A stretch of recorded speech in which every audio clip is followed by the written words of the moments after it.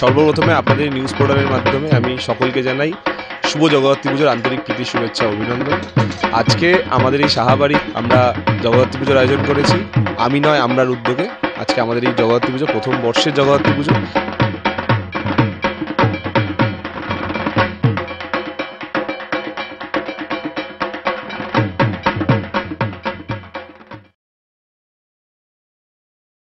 দুর্গাপুজোর সাথে জগদ্ধাত্রী পুজোর মানে দুর্গাপুজো আমরা 5 দিন ব্যাপী পঞ্চমী বা ষষ্ঠী থেকে শুরু করে দশমীতে বিসর্জন পর্যন্ত।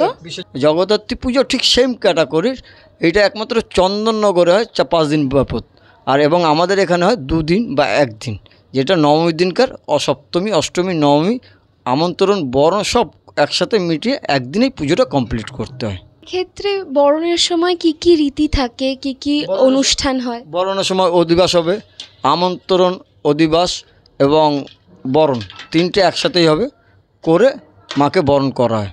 মাকে বরণ করার সময় যে বরণ করবে তাকে মোটামুটি স্বস্তি বাচন, সংকল্প, তারপরে আচমন, বিষ্ণুস্মরণ করিয়ে তারপর করানো, জল শুদ্ধি, আসন শুদ্ধি, পুষ্প শুদ্ধি, গন্ধাদি অর্চনা করিয়ে তারপরে মাকে বরণ করানো হয় যজমানকে দিয়ে। একমাত্র জগদ্ধাত্রী সিংহের পুজো হবে, নীলকণ্ঠ শিবের পুজো হবে, ক্ষেত্রপালের পুজো হবে, বটুগণের দুর্গা পূজার মতো নয়, যেমন দুর্গা পূজা বটুগণ ক্ষেত্রপালের পুজো হয়, জগদ্ধাত্রী পুজো হবে।